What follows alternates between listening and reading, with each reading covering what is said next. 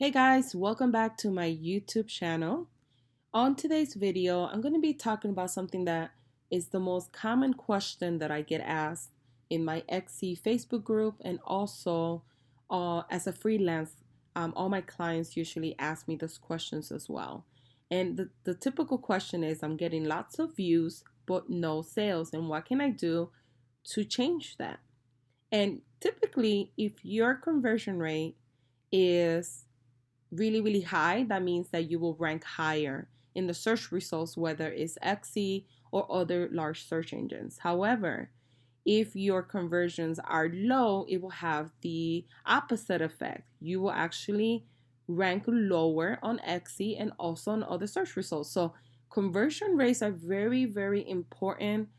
You should be paying attention to them because they are the determining factor of whether your listings will place higher in the search results or lower in the search results. So, before we dive into talking about this specific topic, if this is your first time visiting my YouTube channel and you want to learn how to build an impactful online business, don't forget to subscribe today and also join my handmade community.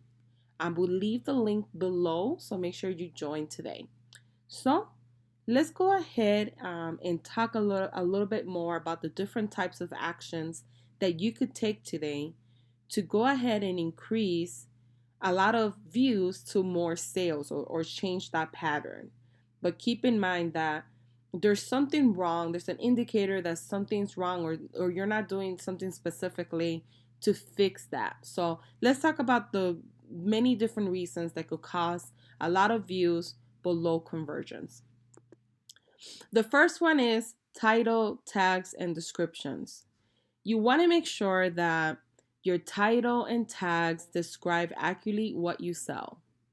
You do not want something that says do it yourself wedding sign or edible wedding sign, and when the person goes to the listing and they read the listing description, it's not an edible wedding sign.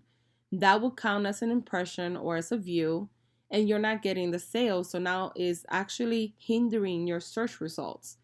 So you want to make sure that everything from your title to your keywords and to your description is what you sell. You do not want to use tags that are too generic or tags that are showing your products to everybody and anybody. I just talked about this on a video that I just made on how to find your target audience using long tail keywords. I will link it here in the card in case you want to watch that video.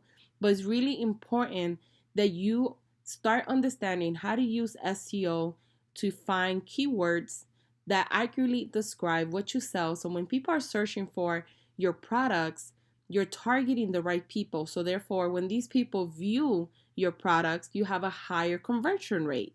However, if you show your products using the wrong keywords to anybody and everybody, so if you're using keywords that are too competitive or too generic, if you sell wedding signs and you put the word sign, that's too generic, it's too broad.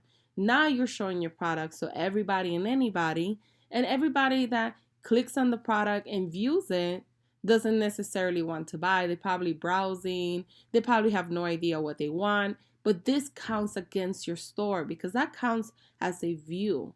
And if that person doesn't buy from you, your conversion rate actually drops. And when your conversion rate drops and you have a lot of views, but your conversion rate is low, that's when Etsy says, okay, so this person didn't find what they're looking for. They must, not be selling something of quality, or maybe they're not using the right title or tags. Maybe they're being spammy. Let's go ahead and rank them lower. Keep that in mind. It's really important that your tags, title, and description match exactly what you're selling. The next one is product photography. And I know that this is something that I talk about a lot on my Etsy channel. I talk about it on my Etsy shop critiques that I do. And product photography is so important. In 2018, Etsy did a survey, and 90% of people said that they purchased from the store because of the picture. They didn't purchase because of reviews or listing description or the price or shipping, even though those things are important. But 90% said they bought because of the photo, because of how beautiful the product presentation of it was. So, product photography is very important if you want to increase your sales and you want to take those views into sales basically and increase your conversion rates. So, make sure that you work on product photography. Keep in mind, a bad photo or an okay photo could prevent you from making the sale. Another thing is pricing your products or services right. erank.com has a great tool. It's a pricing tool, and you could use that to kind of figure out what price you should have a product or service in case you don't really know how you should price it. And it really helps you figure out the pricing based on what you put in it, materials, etc. I highly recommend using it. But if you're not pricing your products correctly, somebody might stop in and say, "This is beautiful," but they don't buy from you because the price is too high. So therefore, they feel like, I don't want to buy from here when I could buy it from somewhere else, and they'll leave. And because they saw it, right, they saw the views, it actually, hurts you in the end because they're not buying from you. So now your conversion rates drop. So keep that in mind that pricing your products and services is really important.